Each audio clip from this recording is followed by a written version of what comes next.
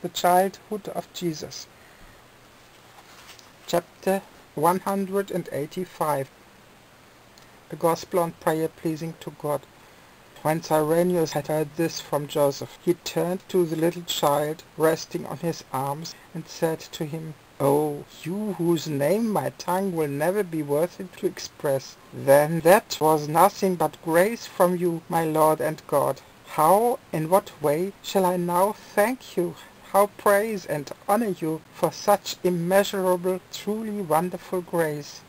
What can I, a poor, dull human being, really do for you in return, O Lord, since you are so immeasurably merciful to me, and protect me more than your own heart?" Here the little child said, "My beloved Cyrenius, you would be much more pleasing to me if only you would not always have such sighs before me. What, after all, do I and you get out of it when you sigh thus before me? I say to you, rather be of good cheer, and love me as well as all other people in your heart, and you will please me more than if you always sigh for no reason in the world." Cyrenius now inquired most tenderly of the little child, "O my life, my all, may I then not pray to you, my Lord and my God?" And the little child answered, "Oh yes, you may indeed do that, but not with all manner of never-ending exclamations, but only in your spirit, which is your love towards me, and in its truth, which is a true light that streams forth from the flame of love.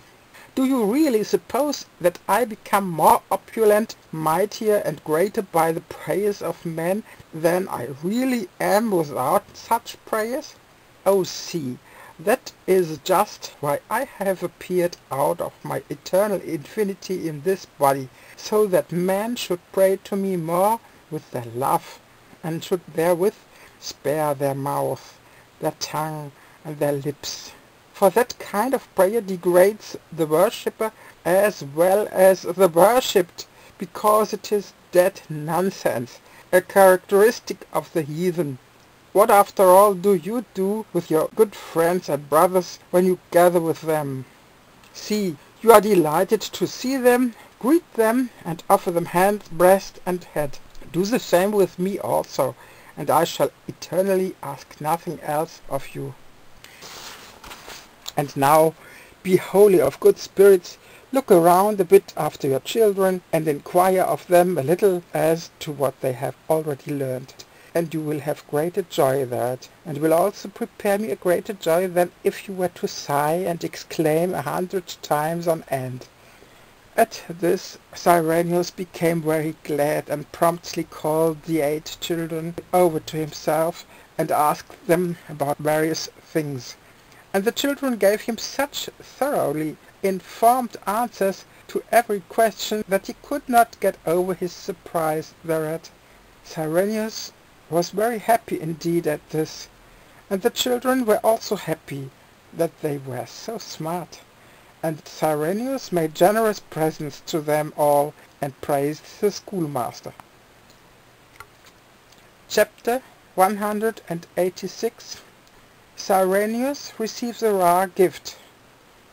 Thereupon the oldest of the 3 boys went over to Cyrenius and inquired, "Father Quirinus Cyrenius, since you have now examined us about various things, and we did not fail you in any answer, and you were pleased with all of us on that account, would you not for your love and concern also accept a present in return from me?"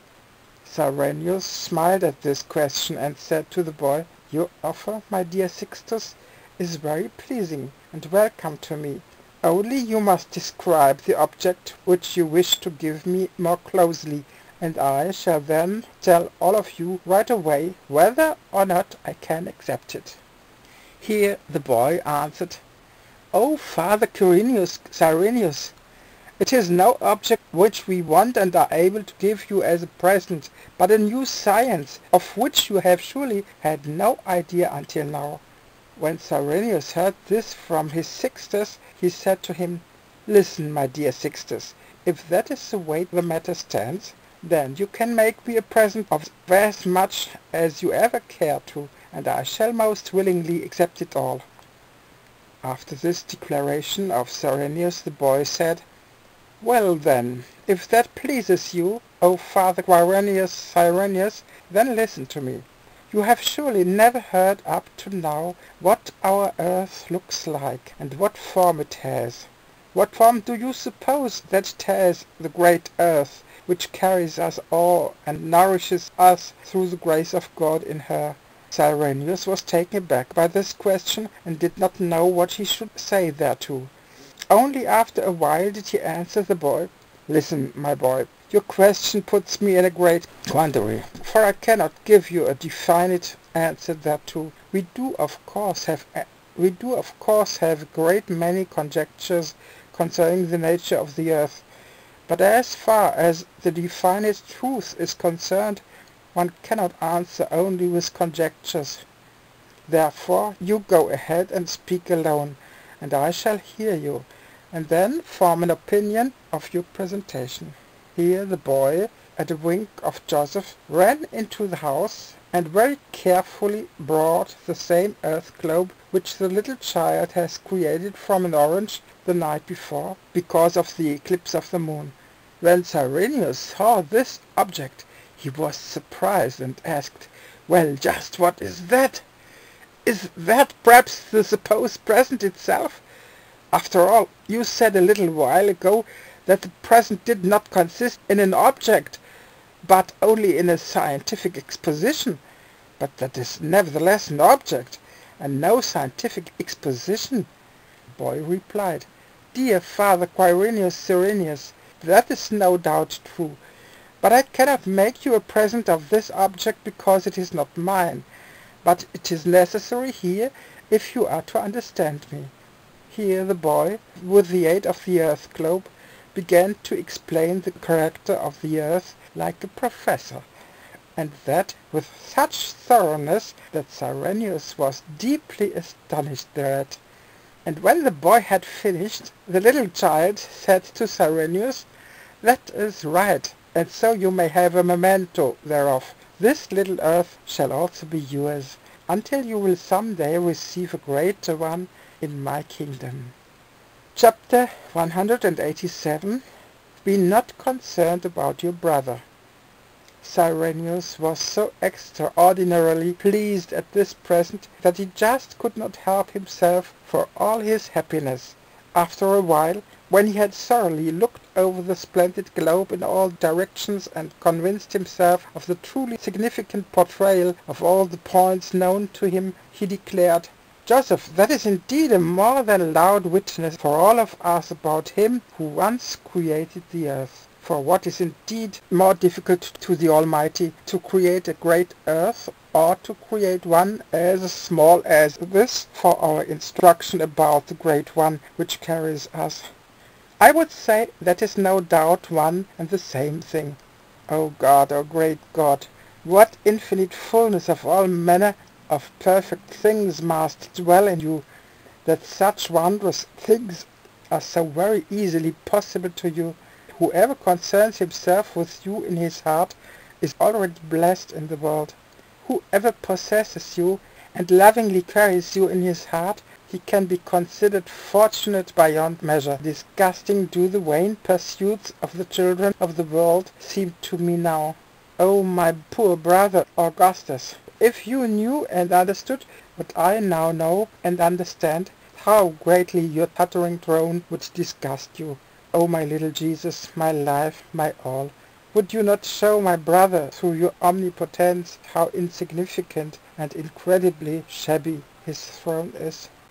And the little child said, "Cyrenius, look at all the creatures of the earth, and you will find good and bad ones among them in regard to you. Do you really suppose that they are all so like that in regard to me? See, the lion is a cruel animal, and spares no life in his fury.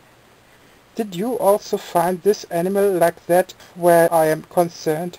Not in the least. You say in your heart, 'For this king of the desert twice saved my life.' See, thus matters also stand with your brother. He cannot be like you, nor you like him. That is why I have called all sorts of creatures into being, because they are necessary part of my eternal order as they are. Thus it also had to happen that your brother became what he is, and you also became what you are. And when your brother says, Lord, I do not know what I am and what I do, but your power is with me and I act according to its purpose, then your brother is as right as you are, and you shall not be concerned about him, for at some future time everyone's works will become manifest. These words put Cyrenius into a better frame of mind about Augustus, and he again looked at his little earth.